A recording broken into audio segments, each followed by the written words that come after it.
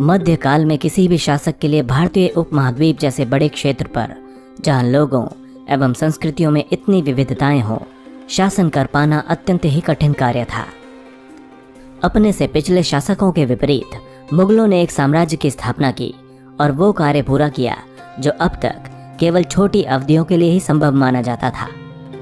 16वीं सदी के उत्तरार्ध से इन्होंने दिल्ली और आगरा से अपने राज्य का विस्तार शुरू किया और 17वीं शताब्दी में लगभग संपूर्ण महाद्वीप पर अधिकार प्राप्त कर लिया। उन्होंने प्रशासन के ढांचे तथा शासन संबंधी जो विचार लागू किए वे उनके राज्य के पतन के बाद भी टिके रहे। ये एक ऐसी राजनैतिक धरोहर थी जिसके प्रभाव से उपमहाद्वीप में उनके पश्चात आने वाले शासक भी अपने को अछूता न रख सके। आज भारत के प्रधानमंत्री स्वतंत्रता दिवस पर मुगल शासकों के निवास स्थान दिल्ली के लाल किले की प्राचीर से राष्ट्र को संबोधित करते हैं। मुगल कौन थे? दरअसल मुगल 2 शासकों के वंशज थे। माता की ओर से वे मंगोल शासक चंगेज खां से संबंध रखते थे, जो चीन और मध्य एशिया के कुछ भागों पर राज किया करता था। पिता की ओर से वे ईरान, इराक व वर्तमान तुर्की के शासक तैमूर के वंशज थे, जिसकी मृत्यु 1404 में हुई थी। परंतु मुगल अपने को मुगल या मंगोल कहलवाना पसंद नहीं करते थे। ऐसा इसलिए था क्योंकि चंगेज खां से जुड़ी स्मृतियां सैकड़ों व्यक्तियों के नरसंहार से संबंधित थी। यही स्मृतियां मुगलों के प्रतियोगियों उज़्बेकों से भी संबंधित थी। दूसरी तरफ मुगल तैमूर के वंशज होने पर गर्व का अनुभव करते थे, ज्यादा इसलिए क्योंकि उनके इस पूर्वज ने 1398 में दिल्ली पर कब्जा कर लिया था। मुगल सैन्य अभियान। प्रथम मुगल शासक बाबर ने जब 1494 में फरगना राज्य का उत्तराधिकार प्राप्त किया तो उसकी उम्र केवल 12 वर्ष थी। मंगोलों की दूसरी शाखा उज़्बेकों के आक्रमण के कारण उसे अपनी पैतृक गद्दी छोड़नी पड़ी थी। अनेक वर्षों तक भटकने के बाद उसने 1504 में काबुल पर कब्जा कर लिया। उसने 1526 में दिल्ली के सुल्तान इब्राहिम लोदी को पानीपत में हराया और दिल्ली तथा आगरा को अपने कब्जे में ले लिया। मुगलों के सम्राट और उनसे जुड़ी प्रमुख घटनाएं। बाबर 1526 से 1530। बाबर ने 1526 में पानीपत के मैदान में इब्राहिम लोदी एवं उसके अफगान समर्थकों को हराया था। 1527 में खानूवा में राणा सांगा राजपूत राजाओं और उनके समर्थकों को हराया। इसके बाद बाबर ने 1528 में चंदेरी में राजपूतों को हराया। अपनी मृत्यु से पहले दिल्ली और आगरा में मुगल नियंत्रण स्थापित किया। हुमायूं 1530 से 1540 एवं 1555 से 1556। हुमायूं ने अपने पिता की वसीयत के अनुसार जायदाद का बंटवारा किया था। प्रत्येक भाई को एक एक प्रांत मिला। उसके भाई मिर्जा कामरान की महत्वाकांक्षाओं के कारण हुमायूं अपने अफगान प्रतिद्वंदियों के सामने फीका पड़ गया। शेर खां ने उसे 2 बार हराया, 1539 में चौसा में और 1540 में कन्नौज में। इन पराजयों ने उसे ईरान की ओर भागने को मजबूर कर दिया। ईरान में हुमायूं ने सफाविद शाह की मदद ली। उसने 1555 में दिल्ली पर पुनः कब्जा कर लिया, परंतु अगले ही साल एक इमारत में एक दुर्घटना के दौरान उसकी मृत्यु हो गई। अकबर 1556 से 1605 तक। 13 वर्ष की छोटी सी आयु में ही अकबर सम्राट बन गया था। उसके शासनकाल को 3 अवधियों में बांटा जा सकता है। नंबर 1, 1556 से 1570 के बीच अकबर अपने संरक्षक बैरम खान और अपने घरेलू कर्मचारियों से स्वतंत्र हो गया था। उसने सूर्य और अन्य अफगानों, निकटवर्ती राज्यों मालवा और गोंडवाना तथा अपने सौतेले भाई मिर्जा हाकिम और उज़्बेकों के विद्रोहों को दबाने के लिए कई सैन्य अभियान चलाए। उसने साल 1568 में सिसोड़ियों की राजधानी चित्तौड़ और 1569 में रणथंभौर पर कब्जा कर लिया था। नंबर 2, अकबर ने 1570 और 1585 के बीच गुजरात के विरुद्ध सैनिक अभियान चलाए। इन अभियानों के पश्चात उसने पूर्व में बिहार, बंगाल और उड़ीसा में अभियान चलाए, जिन्हें 1579-80 में मिर्जा हाकिम के पक्ष में हुए विद्रोह ने और जटिल कर दिया। नंबर 3, 1585 से 1605 के बीच अकबर के साम्राज्य का विस्तार हुआ। उत्तर पश्चिम में अभियान चलाए गए। अकबर ने सफ़ाविदों को हराकर कांधार पर कब्जा कर लिया और कश्मीर को भी जोड़ लिया। मिर्ज़ा हाकिम की मृत्यु के पश्चात काबुल को भी उसने अपने राज्य में मिला लिया था। दक्कन के अभियानों की शुरुआत हुई और बरार, खानदेश और अहमदनगर के कुछ हिस्सों को भी उसने अपने राज्य में मिला लिया था। अपने शासन के अंतिम वर्षों में अकबर की सत्ता राजकुमार सलीम के विद्रोहों के कारण लड़खड़ा गई थी। यही सलीम आगे चलकर सम्राट जहांगीर कहलाया।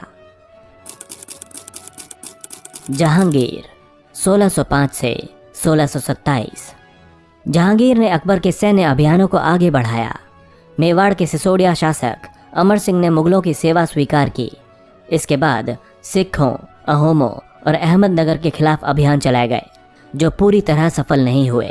जहांगीर के शासन के अंतिम वर्षों में राजकुमार खुर्रम ने उनके खिलाफ विद्रोह कर दिया था। यही राजकुमार खुर्रम आगे चलकर शाहजहां के नाम से प्रसिद्ध हुए। जहांगीर की पत्नी नूरजहां ने शाहजहां को हाशिए पर धकेलने के प्रयास किए जो असफल रहे। शाहजहां 1627 से 1658। दक्कन में शाहजहां के अभियान जारी रहे। एक अफगानी रईस खान जहान लोदी ने शाहजहां का विरोध किया और वो पराजित हुआ। अहमदनगर के विरुद्ध अभियान चलाए गए जिसमें बुंदेलों की हार हुई और ओरछा पर कब्जा कर लिया गया। उत्तर पश्चिम में बल्ख पर कब्जा करने के लिए उज़्बेकों के विरुद्ध अभियान चलाए गए जो असफल रहे। परिणाम स्वरूप कांधार सफ़ाविदों के हाथ में चला गया। 1632 में अंततः अहमदनगर को मुगलों के राज्य में मिला लिया गया और बीजापुर की सेनाओं ने सुलह के लिए निवेदन किया। 1657-58 में शाहजहां के पुत्रों के बीच उत्तराधिकार को लेकर झगड़ा शुरू हो गया। इसमें औरंगजेब की विजय हुई और दारा शिकोह समेत उसके 3 भाइयों को मौत के घाट उतार दिया गया। शाहजहां को उसकी बाकी की जिंदगी के लिए आगरे के किले में कैद कर दिया गया। औरंगजेब 1658 से 1707। 1663 में उत्तर पूर्व में अहोमों की पराजय हुई, परंतु उन्होंने 1680 में दोबारा विद्रोह किया। उत्तर पश्चिम में यूसुफ जई और सिखों के विरुद्ध अभियानों को अस्थायी सफलता मिली। मारवाड़ के राठौर राजपूतों ने मुगलों के खिलाफ विद्रोह किया था।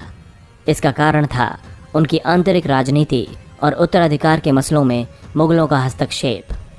मराठा सरदार शिवाजी के विरुद्ध औरंगजेब ने कई अभियान चलाए जिसमें वो सफल भी हुआ, परंतु औरंगजेब ने शिवाजी का अपमान किया और शिवाजी आगरा स्थित मुगल कैदखाने से भाग निकले। उन्होंने अपने को स्वतंत्र शासक घोषित करने के पश्चात मुगलों के खिलाफ पुनः अभियान चलाए। आगे चलकर राजकुमार अकबर ने औरंगजेब के विरुद्ध विद्रोह किया जिसमें उसे मराठों और दक्कन की सल्तनत का सहयोग मिला। अंततः वो ईरान के सफ़ाविद की ओर भाग गया। अकबर के विद्रोह के पश्चात औरंगजेब ने दक्कन के शासकों के विरुद्ध सेनाएं भेजीं। 1685 में बीजापुर और 1687 में गोलकुंडा को मुगलों ने अपने राज्य में मिला लिया। 1698 में औरंगजेब ने दक्कन में मराठों के विरुद्ध अभियान का प्रबंध स्वयं किया था। उस समय मराठे छापामार पद्धति का उपयोग कर रहे थे। औरंगजेब को उत्तर भारत में सिखों, जाटों और सतनामियों, उत्तर पूर्व में अहोमों और दक्कन में मराठों के विद्रोहों का सामना करना पड़ा। उसकी मृत्यु के पश्चात उत्तराधिकार के लिए युद्ध शुरू हो गए। उत्तराधिकार की मुगल परंपराएं।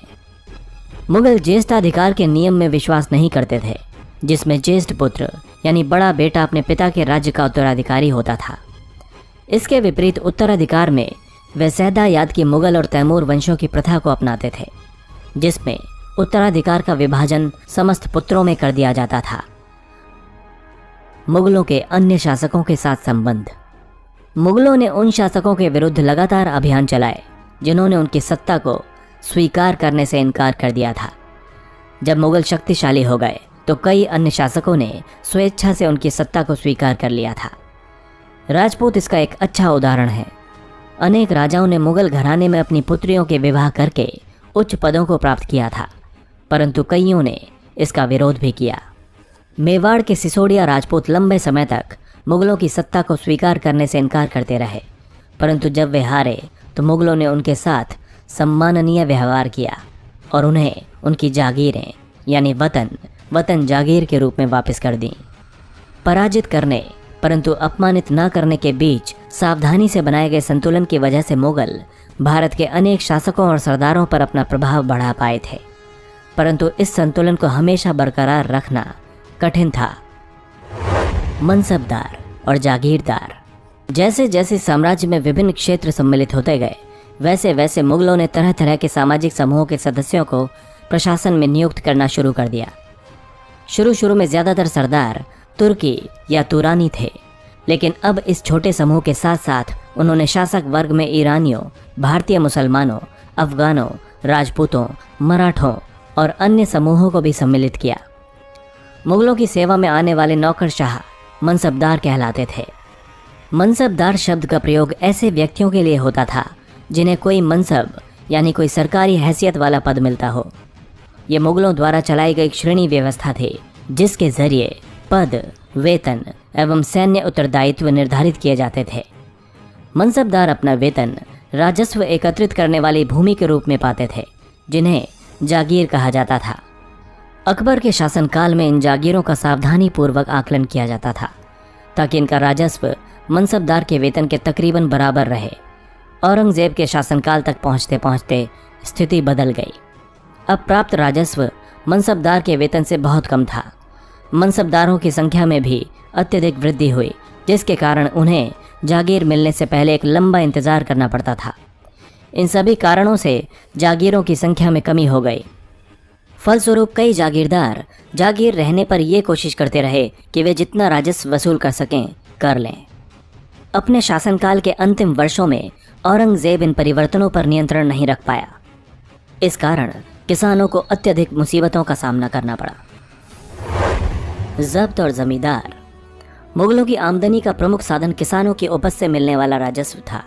अधिकतर स्थानों पर किसान ग्रामीण कुलीनों यानी कि मुखिया तथा स्थायी सरदारों के माध्यम से राजस्व देते थे। समस्त मध्यस्थों के लिए, चाहे वे स्थानीय ग्राम के मुखिया हो या फिर शक्तिशाली सरदार हों, मुगल एक ही शब्द जमींदार का प्रयोग करते थे। अकबर के राजस्व मंत्री टोडरमल ने 10 साल 1570 से 1580 की कालावधि के लिए कृषि की पैदावार, कीमतों और कृषि की भूमि का सावधानी पूर्वक सर्वेक्षण किया। इन आंकड़ों के आधार पर प्रत्येक फसल पर नकद के रूप में कर यानी राजस्व निश्चित किया गया था। प्रत्येक सूबे को राजस्व मंडलों में बांटा गया और प्रत्येक की हर फसल के लिए राजस्व दर की अलग अलग सूची बनाई गई। राजस्व प्राप्त करने की इस व्यवस्था को जब्त कहा जाता था। यह व्यवस्था उन स्थानों पर प्रचलित थी जहां पर मुगल प्रशासनिक अधिकारी भूमि का निरीक्षण कर सकते थे और सावधानी पूर्वक उनका हिसाब रख सकते थे। ऐसा निरीक्षण गुजरात और बंगाल जैसे प्रांतों में संभव नहीं हो पाया। कुछ क्षेत्रों में जमींदार इतने शक्तिशाली थे कि मुगल प्रशासकों द्वारा शोषण किए जाने की स्थिति में वे विद्रोह कर सकते थे। कभी कभी एक ही जाति के जमींदार और किसान मुगल सत्ता के खिलाफ मिलकर विद्रोह कर देते थे। 17वीं शताब्दी के आखिर से ऐसे किसान विद्रोहों ने मुगल साम्राज्य के स्थायित्व को काफी चुनौती दी। अकबर की नीतियां। प्रशासन के मुख्य अभिलक्षण अकबर ने निर्धारित किए थे और इनका विस्तृत वर्णन अबुल फजल की अकबरनामा विशेषकर आईने अकबरी में मिलता है। अबुल फजल के अनुसार साम्राज्य कई प्रांतों में बटा हुआ था जिन्हें सूबा कहा जाता था। सूबों के प्रशासक सूबेदार कहलाते थे जो राजनीतिक तथा सैनिक दोनों प्रकार के कार्यों का निर्वाह करते थे। प्रत्येक प्रांत में एक वित्तीय अधिकारी भी होता था जो दीवान कहलाता था।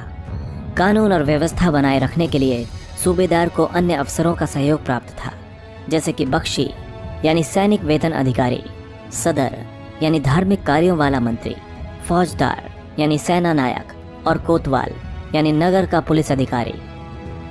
अकबर के अभिजात बड़ी सेनाओं का संचालन करते थे और बड़ी मात्रा में राजस्व खर्च करते थे। जब तक वे वफादार रहे, साम्राज्य का कार्य सफलतापूर्वक चलता रहा। परंतु 15वीं सदी के अंत तक कई अभिजातों ने अपने स्वतंत्र ताने बाने बुन लिए थे। साम्राज्य के प्रति उनकी वफादारी उनके निजी हितों के कारण कमजोर पड़ गई थी। 1570 में अकबर जब फतेहपुर सीकरी में था तो उसने उलेमा, ब्राह्मणों, पादरियों और जरदुश्त धर्म के अनुयायियों के साथ धर्म के मामलों पर चर्चा शुरू की। ये चर्चाएं इबादत खाना में हुई। अकबर की रुचि विभिन्न व्यक्तियों के धर्म और रीति रिवाजों में थी। इस विचार विमर्श से अकबर की समझ बनी कि जो विद्वान धार्मिक रीति और मतांधता पर बल देते हैं वे अक्सर कट्टर होते हैं। उनकी शिक्षाएं प्रजा के बीच विभाजन और असामंजस्य पैदा करती हैं। ये अनुभव अकबर को सुलह कुल या सर्वत्र शांति के विचार की ओर ले गया। सहिष्णुता की यह धारणा विभिन्न धर्मों के अनुयायियों में अंतर नहीं करती थी, बल्कि इसका केंद्र बिंदु थी नीति शास्त्र की एक व्यवस्था जो सर्वत्र लागू की जा सकती थी, जिसमें केवल सच्चाई, न्याय और शांति पर बल था। अबुल फजल ने सुलह कुल के इस विचार पर आधारित शासन दृष्टि बनाने में अकबर की मदद की। शासन के इस सिद्धांत को जहांगीर और शाहजहां ने भी अपनाया। 17वीं शताब्दी के बाद मुगल साम्राज्य के प्रशासनिक और सैनिक कुशलता के फलस्वरूप आर्थिक और वाणिज्यिक समृद्धि में वृद्धि हुई। विदेशी यात्रियों ने इसे वैसा धनी देश बताया जैसा कि किस्से कहानियों में वर्णित होता है, परंतु यही यात्री इसी प्रचुरता के साथ मिलने वाली दरिद्रता को देखकर विस्मित रह गए। सामाजिक असमानताएं साफ दिखाई पड़ती थीं। मुगल साम्राज्य और उनके मनसबदार अपनी आय का बहुत बड़ा भाग वेतन और वस्तुओं पर लगा देते थे। इस खर्चे में शिल्पकारों और किसानों को लाभ होता था, क्योंकि वे वस्तुओं और फसल की पूर्ति करते थे। परंतु राजस्व का भार इतना था कि प्राथमिक उत्पादकों, किसान और शिल्पकारों के पास निवेश के लिए बहुत कम धन बचता था। इनमें से जो बहुत गरीब थे, मुश्किल से ही पेट भर पाते थे। ऐसी अर्थव्यवस्था में ज्यादा धनी किसान, शिल्पकारों के समूह, व्यापारी और महाजन ज्यादा लाभ उठाते थे। मुगलों के कुलीन वर्ग के हाथों में बहुत धन और संसाधन थे, जिनके कारण 17वीं सदी के अंतिम वर्षों में वे अत्यधिक शक्तिशाली हो गए। जैसे जैसे मुगल सम्राट की सत्ता पतन की ओर बढ़ती गई, वैसे वैसे विभिन्न क्षेत्रों में सम्राट के सेवक स्वयं ही सत्ता के शक्तिशाली केंद्र बनने लगे। इनमें से कुछ ने नए वंशों की स्थापना की और हैदराबाद व अवध जैसे प्रांतों में अपना नियंत्रण जमा लिया। हालांकि वे दिल्ली के मुगल सम्राट को स्वामी के रूप में मान्यता देते रहे, लेकिन फिर भी 18वीं शताब्दी तक साम्राज्य के कई प्रांत अपनी स्वतंत्र राजनैतिक पहचान बना चुके थे। दोस्तों, अगर आपको हमारा वीडियो अच्छा लगा तो प्लीज़ लाइक करें, शेयर करें और कमेंट करें।